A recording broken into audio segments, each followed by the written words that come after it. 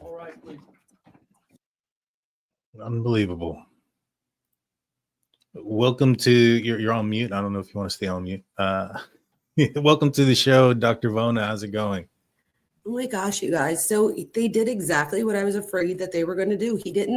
He literally did not, like, that was horrifying in my opinion. I don't feel like we learned anything. I thought we were going to at least learn something.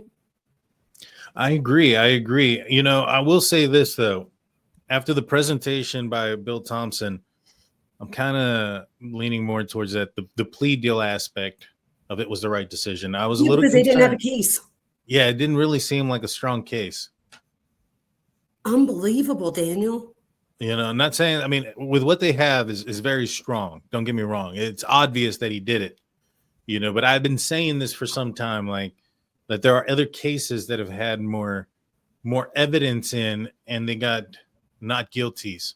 Karen Reed is one of them. P. Diddy apparently just was found like not guilty on majority of the bigger crimes. I think the only ones that he was found guilty for was the transportation of prostitutes. And so he's probably going to get time served and probation. Wow. And so this is like a reflection of our society, I think, right? Like, why? That means that there's people that are identifying in some way. I don't know. We give too much of the benefit of the doubt. I don't get this. I feel like this was so clear. I'm like so disappointed. I feel so bad for the victims' families. I feel like I could cry for them. Yeah. And, you know, just with like P. Diddy getting off on what he did and all the evidence that was there, given the presentation by Bill Thompson, I would have been concerned in this trial.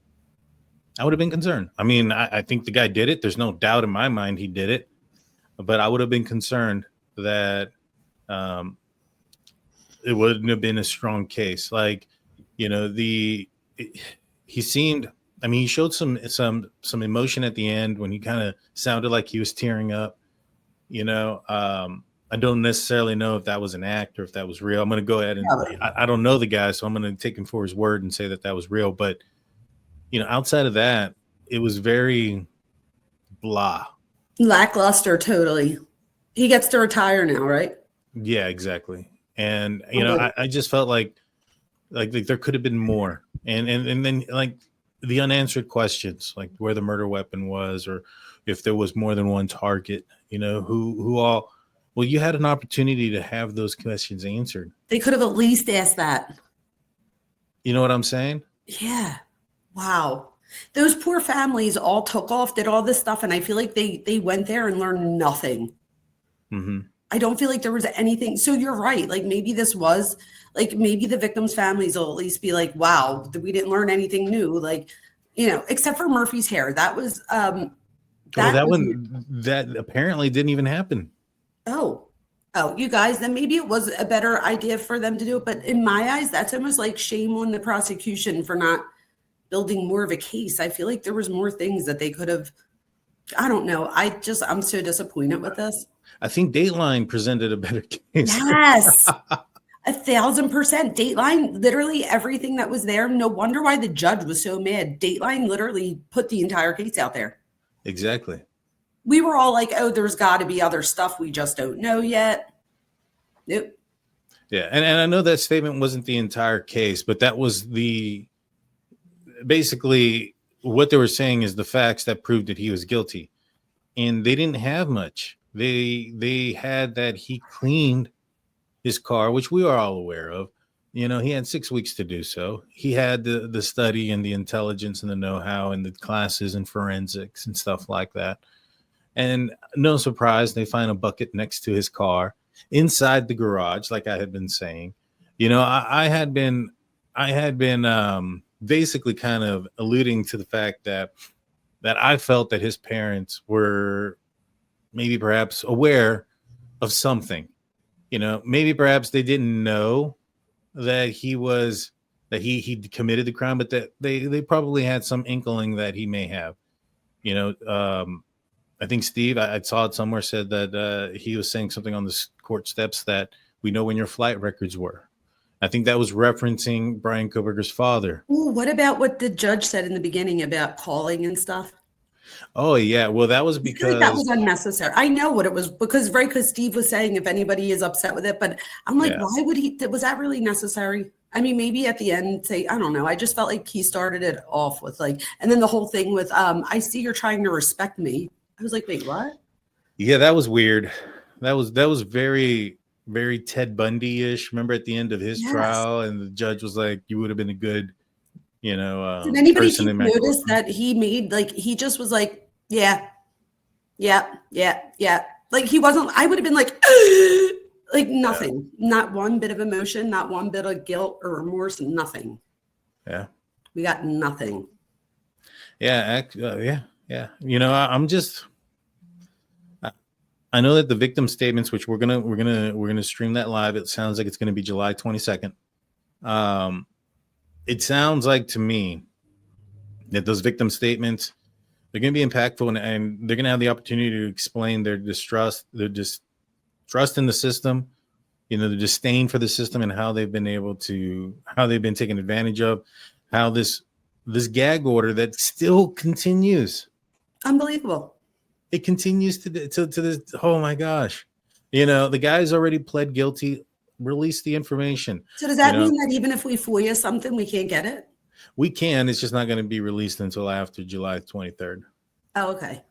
So But it will we need to eventually be get on released? that. Some stuff, I assume.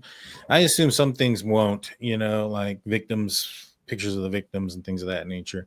Oh, I have Uh, a question for you. When he said about the sentencing and he said that each one, first of all, why was it 50,000 or whatever for burglary and $5,000? Did I hear that right for the murders? mhm. And then also, did he say that like there was a I don't know if I felt this way, but I felt like there's a possibility he could do 40 years. No. So what had occurred was, or what had happened was, that was the maximum sentence there, right? But part of the plea deal is that he's not going to get out. Okay. Are we Like sure? Did they say that? there's aspects of like the normal sentencing, which would be life with the minimum of 10 years. But because of the plea deal, they agree that they're not going to appeal and that he's not going to get out. It's for, I think they're consecutive, so they go back to back to back. Okay, so the minimum though for each one is 10 years. So if they're consecutive, that could be 40 years. Right, but I think that part of the plea deal was Well, that he that's wouldn't, I'm hoping that that it he is. doesn't, yeah, he didn't You know what become. else I don't like? The fact that Hitler said about how the impact, like the statements and stuff from the public, that doesn't come into his thought process. I was like, really? Isn't that the point? So like that would make me feel like, is my victim impact statement going to make an impact if what outside says doesn't sway your decision in any way? Well, the judge said the only thing he can do is make it less, and I don't think that's going to happen. And so Better it's not. more of a semantic thing than You're anything probably else at right. this point. And then that way he looks fair because he's saying, you know what I mean? I hope, I don't know. I don't know what I hope. There's nothing to hope anymore. I feel like this was just so lackluster. I agree. I got a couple live super chats really, really fast. Let me Mhm. move this over real quick to my other screen that's bigger. There we go. Now I can read. And I Daniel. rescheduled that appointment today, Daniel, so I'm not in a rush anymore. Oh, okay, good deal, good deal. I had a mechanic come over try to help me with my car, and that got rescheduled too because of everything. So I'm good as well. Rhymes with Anaconda says Daniel, his dad told the cop that pulled him over they were going to the Poconos. He wanted them to know. Maybe. I mean, I think that in the end, it sounds like to me, and this is my speculation, right? That the purchase for the flight to Pullman had occurred after the Bolo came out. Now, JLR had reported a long time ago that Bryan Kohberger's sister apparently had phoned in the FBI with her concerns. I'm guessing because at the time of that phone call, the only thing that the sister would have been able to say is just like, "Hey, my brother drives a car like this, and he's creepy." I mean, there's not much that she could have probably said that could have given him more information because she was somewhere else. She wasn't in his presence or view. And so maybe that's why that bit of information also didn't come out today. Because I was thinking about that, like, why didn't he bring up that the sister? But the sister's, if it's true, what JLR put out there, that the sister had reported something, then it obviously wouldn't have been something that she had firsthand knowledge of. and or also something that was in her presence review, because I think he was still in Washington while they were still on the East Coast. So in other words, they would have considered it hearsay and therefore not able to say it. I just don't think that it would have been presented in this aspect. Gotcha. As far as making the case for as to why he's guilty. I think it was shortened. It was summarized, so to speak. Then if, had we had a full trial and this was closing argument, it would have probably been about an hour and a half on its own. You know what I mean? Don't you feel like they should have given the family that, though? Yes. I think they should have been able to have lined it out and said, this is why we believe that he is guilty. Yeah, like at least make up for, them feeling, that they did them wrong. At least like give them the information they're looking for. Yeah, they basically only said what was in the PCA, that we found DNA and it matched back to his. And yeah, there was nothing new. Mm-hmm. Didi Fuentes comes in with $49.99. Thank you so much. Just thank you. We appreciate your support. Rhymes with Anaconda comes in with a $10. If Brian's dad did suspect him and that's why he drove back with him, he told the cops when he pulled him over they were going to the Poconos. He wanted the cops to know. I think his father probably had some sort of false sense of security when Brent Kopaka passed away. When his life was taken by SWAT, he was threatening his roommates. It happened fairly close. I wouldn't be surprised if he thought, oh, okay, this is the explanation. This is what really happened. This is who really committed that crime. For sure, because then that would mean it wouldn't be his son. Exactly. I think he's looking for every explanation possible to exclude his son. C Minor comes in with $4.99. Xana never went to the third floor. She'd have time to scream. Sheath was found partially under Maddie. I think Xana caught BK coming down the stairs. I mean, it's possible. I just think that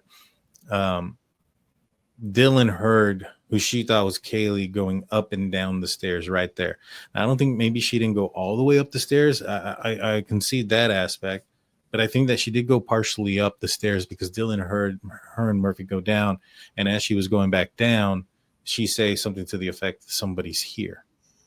Could it be that he keeps clinching? I feel like I do catch, somebody said it earlier that like he'll clinch his jaw and stuff when they say Xana's name. I'm thinking about it. Could that be like, could he be extra mad about that? Because it's almost like if she didn't interrupt him, he might have grabbed the sheath and then he might not have gotten caught. I don't think so. Okay. I think the reason why is I think he'd already left Maddie's room. Because so you don't think she interrupted because of Murphy? Gotcha.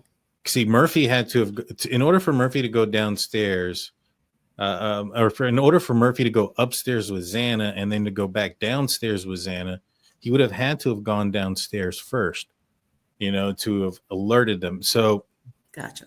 My thoughts are he went into Maddie and Kaylee's room. Now we know that Murphy didn't have any blood on him, and so he wasn't in the room during the commission of the crime. So either one or two things happened. Either Bryan Kohberger opened the door and Murphy ran by him, which puts you in a weird position because now you have two people asleep and a dog running somewhere. He could alert somebody else, and now you're in a weird position where you could be taking somebody's life and somebody coming right up behind you. I mean, I don't know that aspect of the dog running out. I think that would kind of make somebody hesitant to go in there and commit the crime. So my thoughts are also because of the timing. He parked back there at around 4:07. Right. We did learn where he parked. Yeah, we did learn where he parked, and we know that he parked back there about 4:07. And so Xana's on her phone till 4:12. So that's about 5 minutes there. Granted, he has to go in and up the stairs. I think that if he would have opened the door and Murphy ran out right away, then that would have, Xana would have gotten off her phone closer to 4:09, 4:08, maybe 4:10, the latest, not 4:12.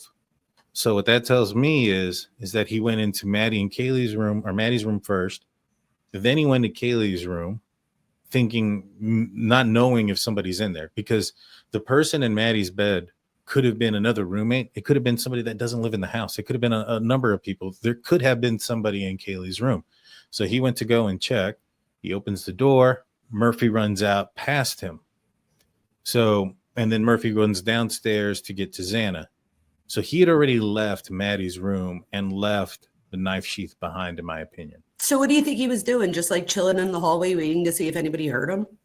Yeah, I think he That makes probably, sense. if you look at the way the door, the stairway is, when you go up onto the third floor, to your left is Kaylee's room, right? And so he probably, when he opened the door, the dog probably bolted out. He probably backed up a few steps closer towards Maddie's room and just kind of peeked around the corner and kind of looked down until he saw somebody coming up to see who it was. It's probably in an area or in a position so that way he could attack somebody if they were coming up. And when he saw that it was Xana and maybe saw her turn around saying, I think someone's here, she probably saw the back sliding glass door open. That gave him the confidence to go down and attack her, knowing that who it was and that he would have the surprise on her. And so because Murphy's outside also during the barking tells me the back sliding glass door was open the entire time, that's probably what gives Xana the first thought that somebody's in the house. I understand. They didn't mention anything about like how any of them, like where they were attacked or anything. I did notice that. They just said, and they didn't even do it one at a time at one point. He like named all the victims and said, do you agree that you murdered all of them? I was like, wait, what? Like, you're not even doing them one at a time? Like, at one point he did at the end, but I don't know. The whole thing was just like, what?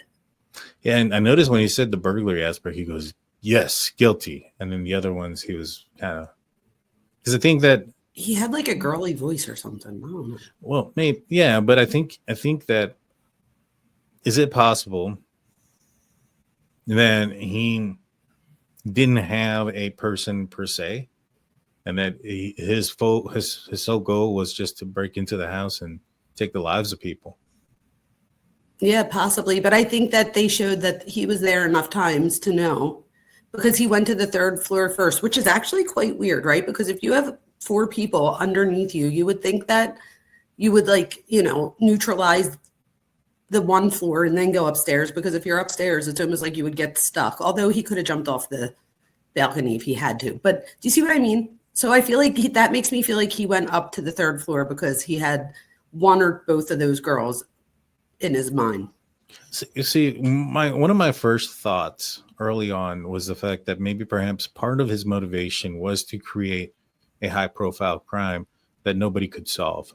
And of course, that's what it was. He wanted to be the teacher, and he wanted to do what Dr. Kathleen Ramsland did, but he one-ups her because he didn't just write books. He actually did it and got away with it. So now let's just try to solve it. I absolutely think that's what he was going to do. And now that didn't work out, he's going to do the second best thing in his head and plead guilty so that he can talk, because I thought about it last night. And if he does all the appeals and stuff, he's not going to be able to talk. They're going to tell him, the defense, you cannot talk. So now he can't talk for 30 years, and then he only gets to talk right before he gets executed, if that's the case. So this way, he's in jail, but he gets to talk. He gets to all the things.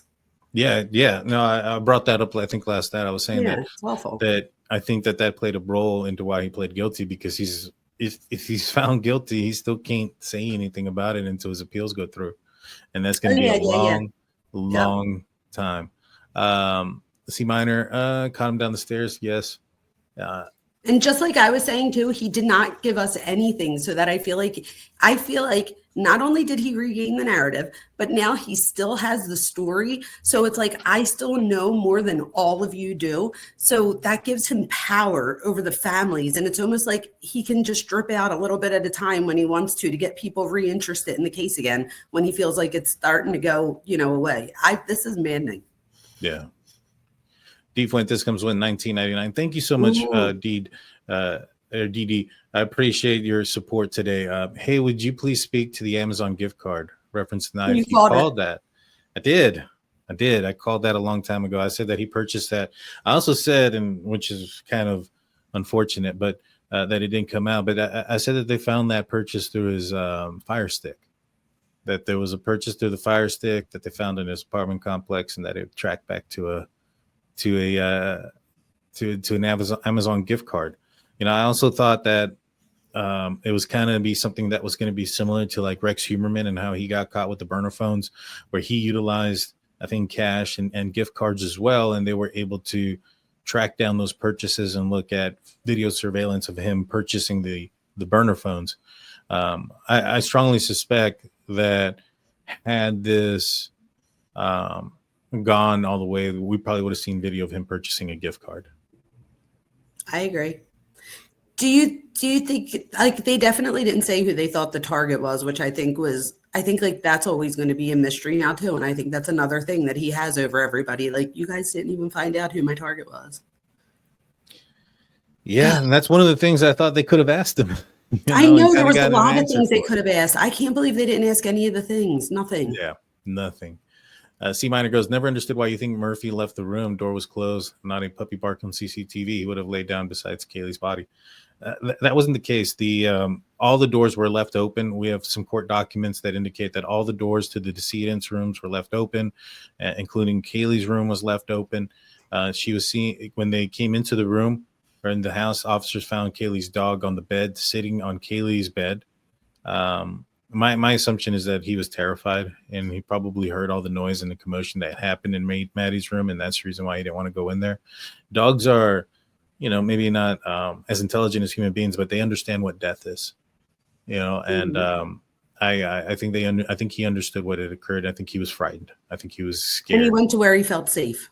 Exactly. And we also know that he was able to get in and out because there was CCTV footage. Oh, that is right. From the next door, from the neighbor's house that recorded the dog barking at 4:17 a.m. And that dog barking was from a dog that was outside. And so they state that if it was Murphy, then he had access to go in and out. The back sliding glass door was open throughout the entire night. So he was able to get out. Now, I don't think Kaylee's room was always open. I find that to be odd that Kaylee would leave a puppy in her bedroom with the door open with roommates and throughout the middle of the night where the dog can go out there and create some issues or cause accidents or whatever the case may be. So that tells me, and also given that the fact that Xana was on the phone till 4:12 a.m. and that Dylan heard Xana go up and down the stairs with Murphy, that made me believe that there's a good chance that the killer opened that door. Mm-hmm. And it happened around 4:10, 4:11, 4:12, and Murphy ran downstairs, got Xana, and Xana's like, all right, I'm going to take you back upstairs. And yeah.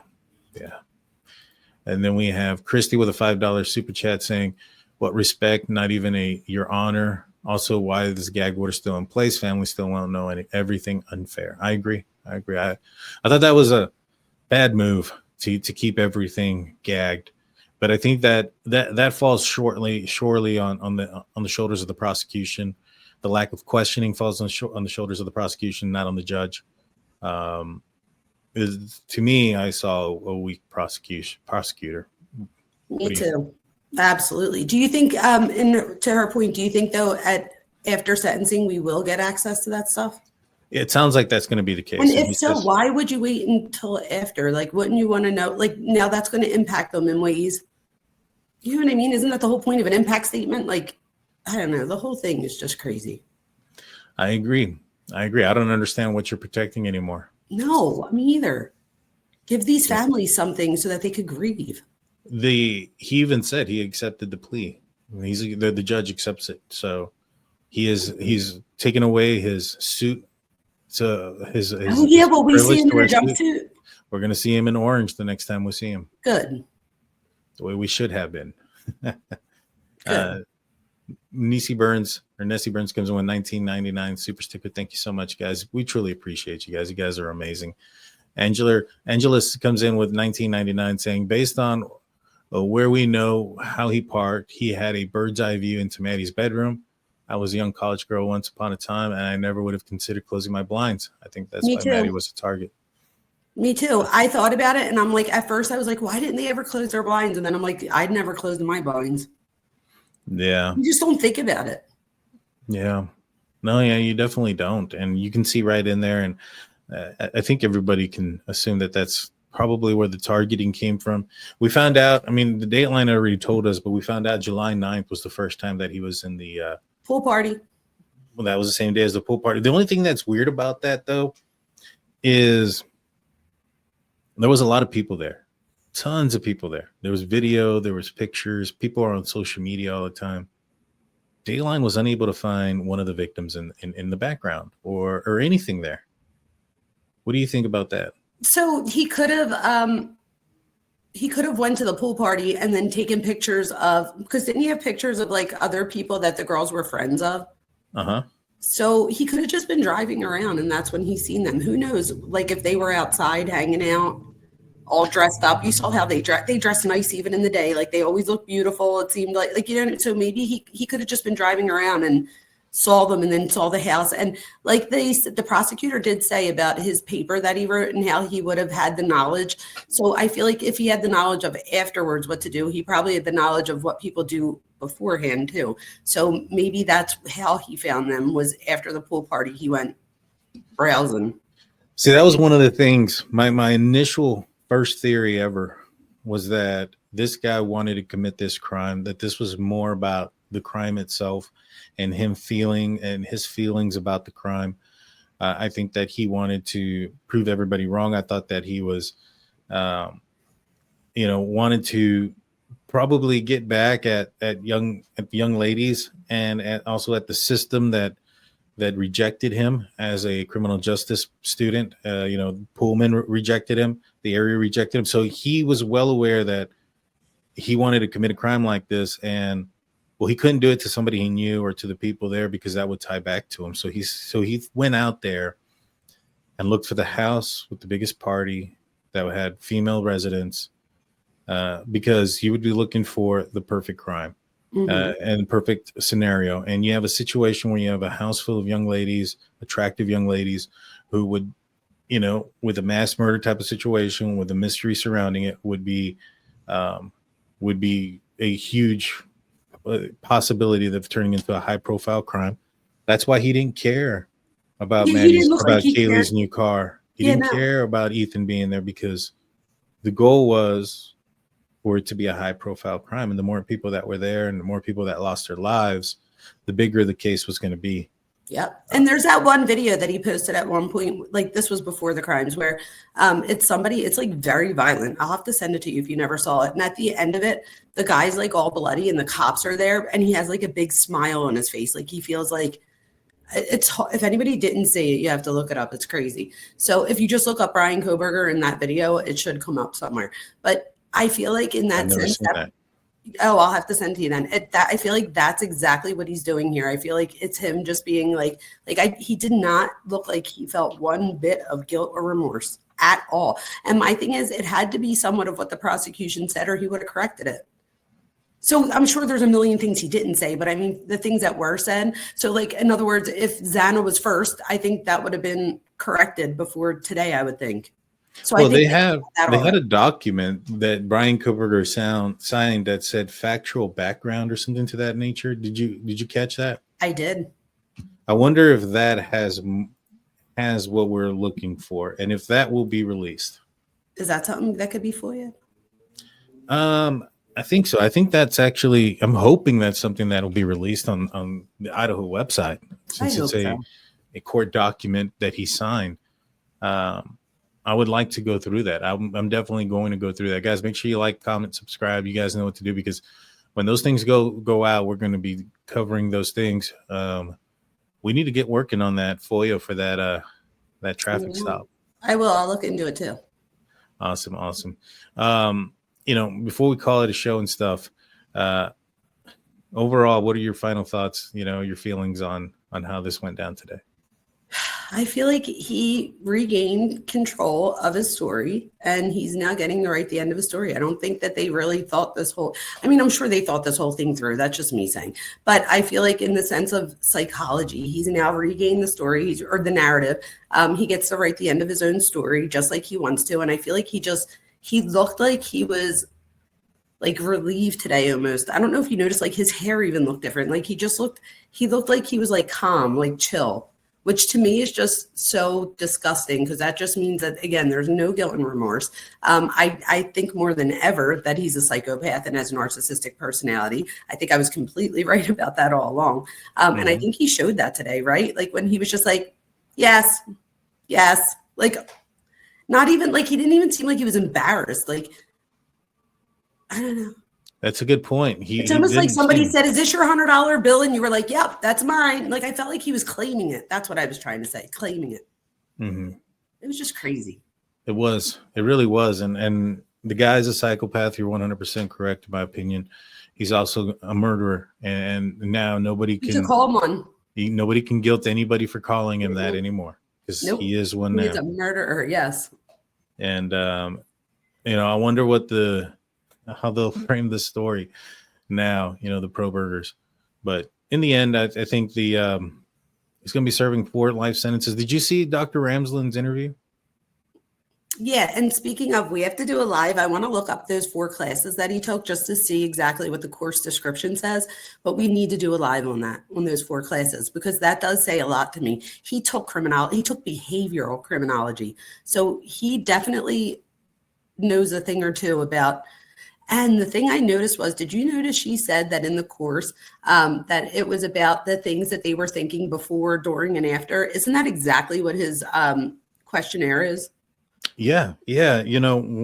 What did you think about my thoughts on that? I had said that after learning about the classes that he took, that criminology, or the classes that he took, wasn't ever to learn about other people as much as it was to learn about himself. 1,000%. We see this in psychology all the time. People that take psychology or that wind up switching over to psychology, it is not abnormal, including myself, to try to be figuring out like your own self too.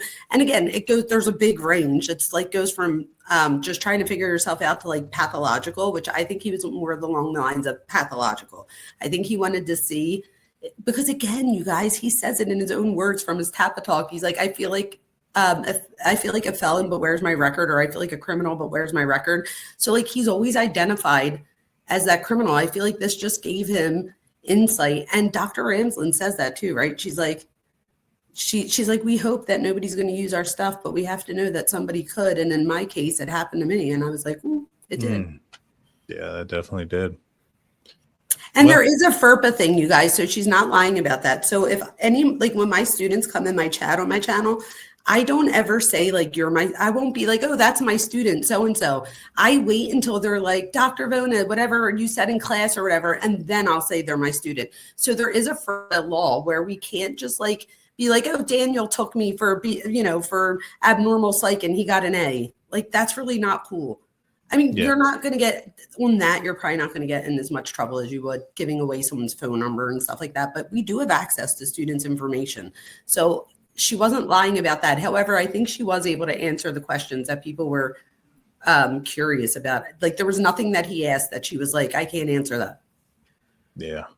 Can't open her asking if I'll share some information. I'll hold you back. One of the things that I know is that he was, what was it? The one, I think, in high school, either this happened in high school or in college, but he put an app on some girl's phone.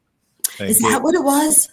Yeah, he put an app on a girl's phone, and it was like a game app. Like he had kind of talked into some girls into downloading, or he got their phone and downloaded it, and it had the tracking like Snapchat does. Yes, I said that a long time ago about Snapchat, that if you don't, and just in case anybody's listening, make sure that whenever you update your phone that you go in and check your location services, because some of them on their default turns it back on. Yeah. Wow. Yeah, exactly. Yeah, he was doing some stuff like that. That is so manipulative. Yeah, he did that. He did the one with the he did something similar to Nayoung Ko's phone too. I was going to to say, also broke into her house. Yeah, do we know that was him now? I'm sure we don't know for sure, but it was. But it probably was. Mm-hmm. I don't know anything about the ID cards. Yeah. The only thing I know about say nothing about that. Yeah, the only thing I know about the ID cards is that when I asked about it, they were, what I was told was, not these victims. But does that like implies that it could be other victims? Exactly. And victims of what? Burglary, victims of peeping Tom, victims of SA.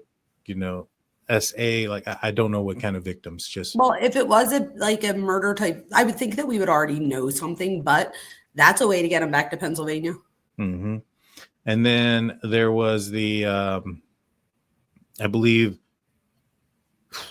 what else was there that I knew that hasn't come out yet? I knew the gift card thing. I knew that one for a while. I've been trying to tell people that for I've been throwing hints. If you guys go back 2 years ago, I was like, man, I wonder if he used a gift card. And then I would look, give you guys a look, like a little wink. Maybe you guys couldn't see the wink because I had the shades on. But, but I was like, I wonder if he used the gift card. I've been saying that for so long. Yeah, that makes sense, right? Because then there would be less to track it to. Mm-hmm. Well, and I would think that he would pay for the gift card in cash so that there wasn't even a credit card, unless he's really that dumb. He could be. He paid for it with a credit card, but used his Amazon accounts. Right, with a gift card and used his Amazon account. That makes no sense. You think he would have went as a guest that day or whatever? That's like trying to hide your DNA in a place where everybody has your DNA. Yeah, that just doesn't make any sense. He went to his parents' house and hid out there trying to hide his DNA when his parents share his DNA. He's some special there. That's he really is something else. But yeah, let me think. I knew he had gotten some accusations at Northampton of following a girl. There was a cheerleader in high school that kind of looked like Kaylee that he had some problems with. There was supposedly a meet in a restaurant near Philadelphia where the Kohberger family had requested that the lights be low. They had some sort of secret meeting. I don't know how true that is. I just saw the reservation, and that in the reservation they said that I wonder why they wanted the lights low. What's that? I wonder why they came all the way here to go out to eat. Well, my assumption is this happened right around the Christmas time. I'm thinking that they met halfway because it wasn't in Philadelphia. It was halfway to Philadelphia. Gotcha. It was the halfway point. Gotcha. It's only an hour and a half away. It's not that far, but to think there's probably Thai food around you type thing. Not you personally, around you. Also, guys, so tomorrow around 3:00, I'm going to be on with Warning Label Nina. We're going to talk about Bryan Kohberger's what he's should expect, but I'm going to be on her channel. Make sure you guys go and check it out. I'll be there. The parents knew. I think so. I think if so. Here's some things, right? We know that Bryan Kohberger's family was supposedly broke, right? They had financial problems. Yet dad flies out twice to, once from Moscow or Moscow Pullman back to Pennsylvania after he helped his son move. And then again to fly over there to help his son flee. And that's my opinion. Now, from what I understand is he bought that ticket, it sounds like the day before he left. Right? That's what Maybe he knew that his son was in trouble from school and stuff.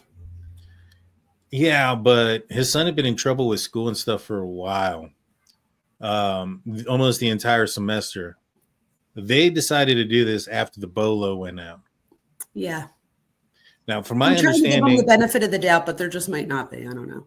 Right. My understanding is, though, this is just speculation, 100% speculation, that perhaps one of the daughters told the parents that they called the FBI, and mom got nervous and said they wanted Bryan back and sent dad to go get him. You know what I mean? So do you think maybe he wasn't even going to come home type thing and dad went out and... I don't know. I don't know if he ever had planned. Maybe there was a plan for him to go home for Christmas. I just don't think that plan was for Michael Kohberger to fly across the country and bring him back. Gotcha. BOLO means be out on the lookout. Yeah, be on the lookout. Be on the lookout. BOLO means be out on the lookout. It's kind of like a what was it? What did they used to use back in the day? An APP? Something like that. They're going to put an AB. Oh gosh, an APP or EBP or something like that. I know it from a Tupac song. Yes, me too. Sarah will know. She'll know. She's in chat. So that's what it was. Which was I don't know what it's called, but BOLO is be out on the lookout for. So or be on the lookout. Be on the lookout. I think. Right. What it is like a notice to to law enforcement that if you see this vehicle or whatnot. Now, sometimes APB. All APB, yeah, points bulletin. Thank there you, you go, guys. APB. Yeah. My dyslexia was kidding, but yeah, APB. That's what it used to be called. But I got that from a Tupac song. I was expecting that, when I joined the law enforcement, that we're gonna be like, oh man, where are the APBs at? Nah. Looked at me like, what are you talking about? That's it. I was like, oh, they're bolos. That's funny. Yeah, at least 8 months on the gift card thing. Yeah. Oh, Papa Roger. They didn't say nothing about Papa Roger. They didn't say a lot about. A lot. Yeah, they didn't say nothing about a lot of things, which upsets me because I would like to know if he was Papa Rogers. Yeah, and they said that they had all those terabytes, and I feel like we didn't find any of them. We didn't even get a terabyte. Well, a lot of that was the video surveillances from the cameras that they utilized that picked up his car. And a lot of that had irrelevant footage from outside of the scope of when the crime was committed or when they were looking for evidence. And so, a lot of it was irrelevant. It just, to me, it just makes it seem like the case was weak. I wish they would have presented more, because it sounds like the case was weak and that the prosecution got saved by this guy admitting his guilt. Someone said that it probably wasn't brought up because it probably had nothing to do with the actual case. However, Papa Roger was the one that said about the sheath. So I feel like that could, but again, they probably didn't need it, like she's saying, because that's really not going to do anything as far as him saying I'm guilty. But I still want to know. Same thing with inside looking. Yeah, I wouldn't have been surprised if Bryan Kohberger was lurking in the chats and on the Facebook groups and stuff. I would be more surprised if he wasn't. I wrote something down about this. So remember before we were talking about how you thought maybe it wasn't because he wasn't posting at night. Maybe he wasn't posting at night because he was surveilling. I mean, maybe. Like, why would he want to be on his phone while he's surveilling? Well, this was all after the murders. Oh yeah, duh. That was straight A, stupid. I take that back, you guys. I didn't say that. I only had a half a coffee so far. It's okay. Yeah. I have that impression on people. I get them to. Yeah, I was like, wait. I was like, that's why he's not. And then, that makes no sense. Yeah, and so he may have been surveilling other people. To me, I thought it was weird that. See, I asked around, right, and I thought it was weird that his last post was December 22nd, and the last time he commented on something was December 30th, which was right before Bryan Kohberger was arrested. My thoughts were, why would they stop shortly after they knew who Bryan Kohberger was? Because it was him. Because no, December 19th is when Moscow Police Department finds out it's Bryan Kohberger based off the IgG. Then shortly after that, it stops. I started thinking, do you think this is a cop? I don't. Or officers, law enforcement, knowing that this person probably is in the group chats, in the things. No, they're trying to get somebody to react. No, the reason I don't is because I feel like Papa Rogers was the one that was reacting. Like, I feel like he was the reactor. Like, he was the one that people literally were like, you sound like a serial killer. So I feel like he was the reactor. So I just don't know that would have been that natural to somebody that's not. But I mean, when you interview somebody or you interrogate somebody, sometimes you want them to think you're on their side. You say certain things that you don't believe or align with to get somebody to confess or somebody to have a reaction. You might tell somebody who committed a violent crime against a woman that, was it what she was wearing? Did that, those type of questions and stuff to try to give them reasoning as to why they committed the crime to elicit a response. So they made a point. He was very aggressive in chat. I don't know that a law enforcement would, even if they were playing a role. I mean, maybe if they were playing a role, but nobody would know that it's law enforcement. Like, do you think that they would be that aggressive? They could be, because at the end of the day, they're trying to elicit a response. Well, this is why we need to find out. Yeah, they're not going to elicit a response by saying, "Oh, I think it was a criminal justice student," or "Oh, I think it was just this or that." Especially if they think that maybe they're talking to somebody who might know. You know, so like for instance, if it was me and I'm on there and I'm pretending to be somebody to elicit a response, if I saw somebody that maybe said something or maybe made me think that they were the real person, I might say something arrogant or attack them in a certain way to elicit a response from them. And if they're thinking that, all right, this is a serial killer type, what is the profile of a serial killer? You know, they're narcissistic. They think they know everything. Maybe perhaps if we go in there with the same type of intensity and the same type of attitude, so to speak, it'll People be are matched saying by the real live clip. outside courtroom like a lot of times, so I don't know what that means. Where would I find that at? Somebody send that to me if that's true. Who's outside the courtroom? Yeah, I see a few times they're saying it. Let me see. I'm gonna look up on my. What about Brian Eaton? Yeah, let me check that real quick. Let me see. Court TV. They were outside. Oh, Court TV, someone said. I'll check it out. Press conference. Oh, Outside. wow. Yeah, we can't miss that. Let me see. Let me see if this is happening.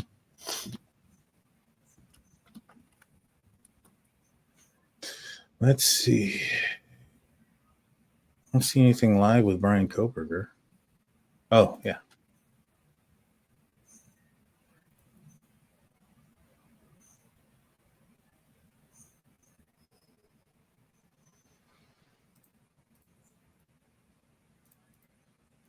I'm going to rewind it.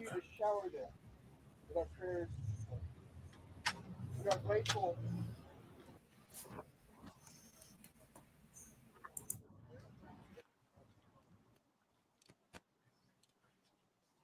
There's Steve and Christy.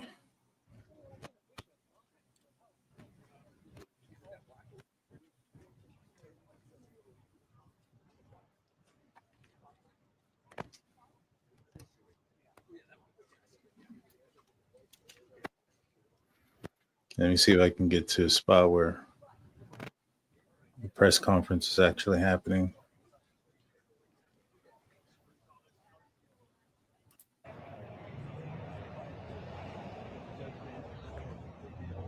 Oh, it seems like it just started.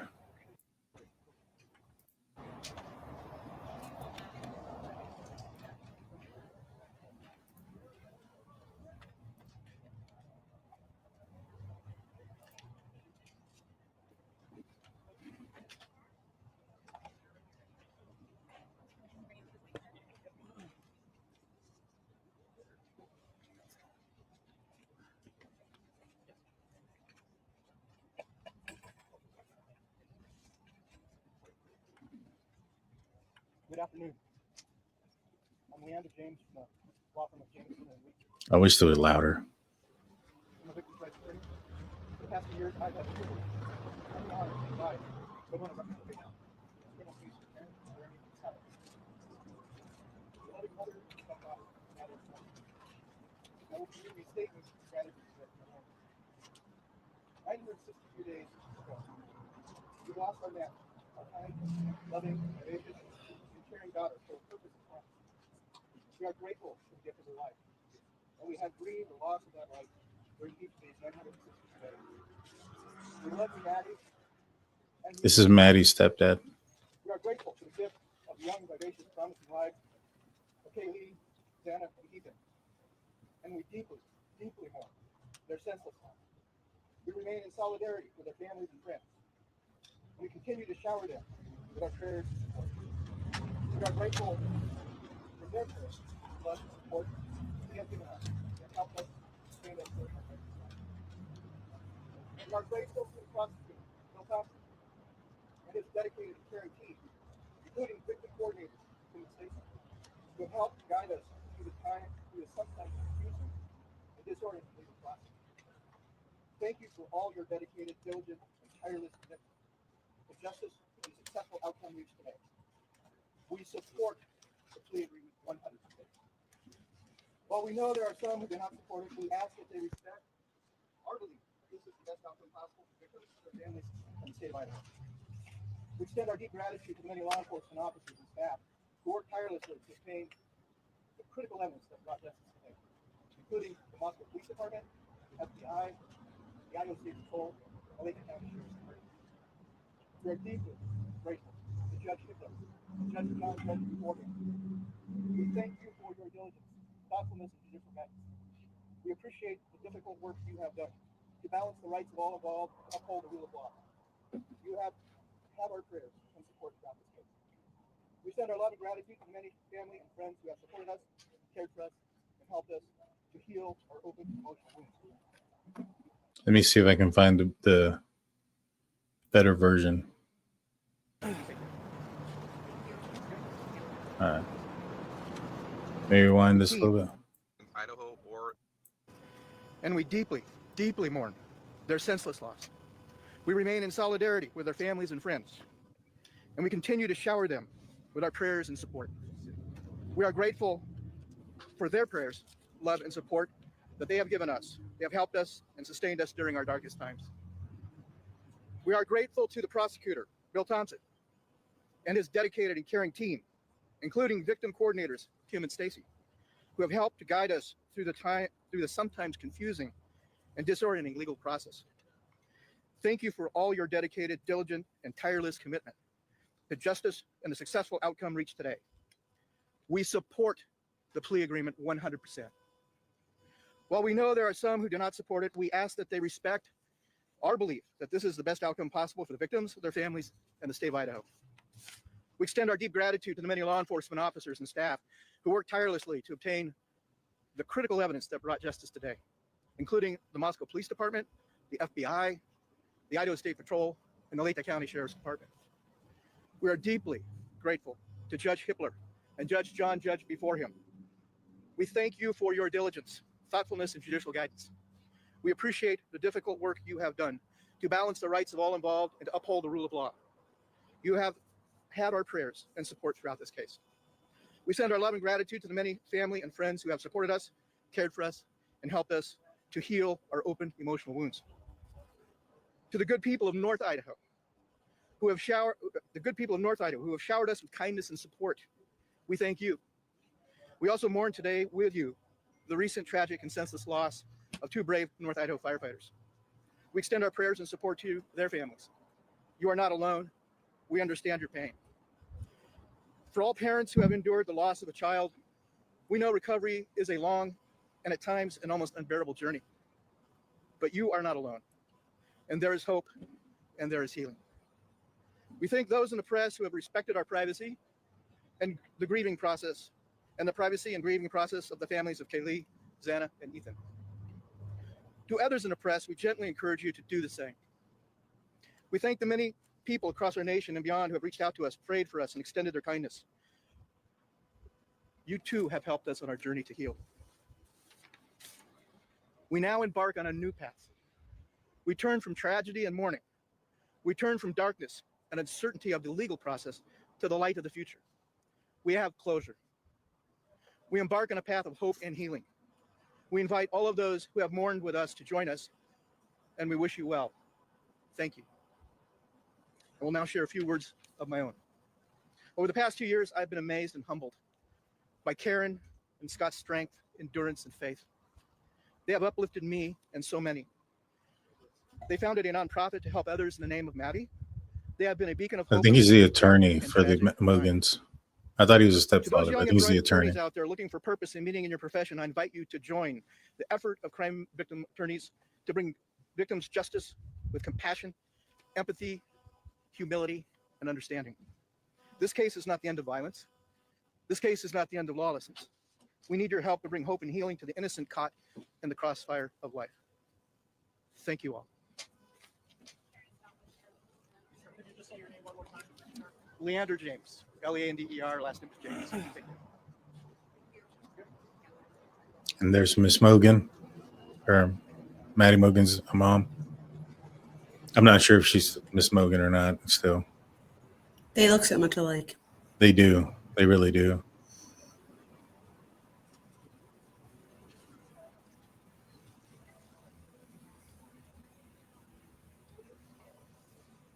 and they're going back into the courtroom.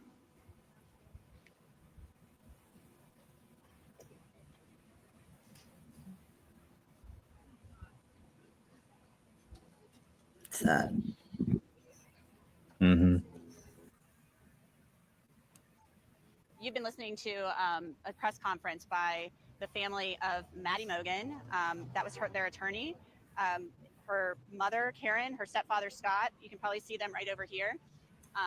We're going to walk a little bit as they walk, but they are walking as people follow, and they were devastated by this. Maddie Mogen was the only child of her two parents, Ben Mogen and Karen. She was mostly raised by her stepfather, Scott. And so it's just been a devastating loss for them. Maddie was a beautiful, beautiful young woman, as you know. And Bryan Kohberger, as we heard today and suspected, went straight to her bedroom that morning on November 13th, 2022, and took her life. I hate that they're following them. We're gathering here to see if they would like to speak or say anything. We're standing here to see if they would like to speak or say anything more. They We'll just wait for a did. moment, but I think they're probably getting ready to leave and probably don't wish to speak. This is so Karen bad for Laramie has all the been victims' family very, members. very quiet throughout this whole process and has declined to speak throughout. So we know she's going to be appearing in the Amazon Prime documentary that's coming out. She has not wanted to grant interviews throughout any of this, but we will be seeing her in that program. So she's continuing to walk to her car, make her way home. We know she will be here for the sentencing on July 23rd. Well, it appears actually that they're going back into the courthouse at this point in time. Okay, so there you have it. Guys, we've actually had Anjanette Levy on the show. You guys want to catch that? Kohberger right now, as I told you, he's in the It's Ada in County the jail. He's been held there for in some the time ever playlist. since the venue was changed to Ada County, and he will be sentenced on July 23rd. There will be no pre-sentence investigation in this case because he's getting 4 consecutive life sentences, life without parole. So that's what will be happening here. We will be back here on July 23rd covering that for you. He is going to prison forever for the murders of Maddie Mogen, Kaylee Goncalves, Ethan Chapin, and Xana Kernodle. I want to thank our guests today, both Mark Weaver and Colin Schmidt, and thank you for submitting all of your questions and for watching us as always. I'm Anjanette Levy. Thanks so much for being with us. You can go back and watch our coverage on YouTube from earlier today and watch the plea hearing. We'll see you back here next time. That was weird when they said that she was raised mostly by her stepdad. What was that? Yeah, that was weird. I didn't understand why they had to add that there. That was weird. Lincoln comes in $4.99 asking, can the public attend the sentencing hearing? Can the public attend the sentencing hearing? I think so. I think it's a public hearing that anybody can attend. Balance Freedom comes in $4.99 saying prosecution statement during the guilty plea hearing should be limited to the information that is not subject to any gag order in effect. Okay. Well, I mean, I don't know. I don't know about that. I'm not the legal aspect expert for that. But I feel like they brought up some things that, although was brought up by Dateline, wasn't supposed to be have known before that. The amount of times that he was there, the day that he started, where he parked, those type of things. So I don't think they were bound by any gag order in today's hearing. Dee comes in $9.99. Thank you again. You pointed out a guy in the front shooting daggers at BK. Do we know who that was? I don't know who that was. I mean, it's because of the. Did you see him? There was a guy that was right behind the prosecution, just was like intensely focused on Bryan Kohberger. And I had it zoomed in on him, but that's probably why. I'll have to go back and look. Yeah, I mean the entire time. I think that I don't know. I couldn't tell because of the pixelated picture, but it almost looked like Santa's dad. If I could. Oh. I think that's who it may have been. The Curious Contrarian 199. We are all not Bryan Kohberger. I agree. That is something that is usually said by some of the pro-burgers or some of the folks that side with some of these accused. You know, Ricky Allen in the Delphi case, Richard Allen, he was one that there was one creator famously yelling, "We are all Ricky Allen," after he got arrested. And I've seen other cases where people put themselves in the positions of the accused and not the victims or the victims' family members. Projection, like we were saying before, that's the Kohberger thing, right? They feel that they see themselves in them. Exactly. And Miss J comes in with $5 saying, do you think the prosecution keep the gag so they could tell the families all the details before the world? That's a good question. Probably not, because they didn't seem to take that into consideration with everything else. Well, wouldn't that be a violation of their own order? Oh yeah, they would have to have it lifted before they could tell anybody anything. Right. So that would be a violation of their own order. So I doubt it. I doubt that's the reason behind it. I don't know why, to be honest with you. I think it should have been lifted. There's no purpose in hiding the information now. What are they going to do? They're going to find something out and increase the sentence? It's like, what are you going to do? What are you going to do?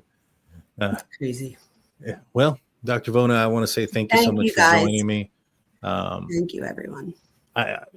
Maybe we can do this again Friday night if you're not doing anything. If more information comes up. All right, just let me know. We'll do. All righty, guys. Follow Thank Dr. you, Vona. everyone.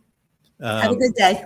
Have a great one. Follow us tonight. You guys have a great time. Tomorrow, I will be airing out an interview that I'm having with Wandering Wolf, Mike from Wandering Wolf. He's worked with Jimmy Corsetti and Graham Hancock. He's gone to Göbekli Tepe and to some of these other ancient sites. You don't want to miss it. I'm going to interview him here in about a couple of hours, but that interview is going to be airing out tomorrow. So you don't want to miss it. Like, comment, subscribe. Until next time, guys. Peace out.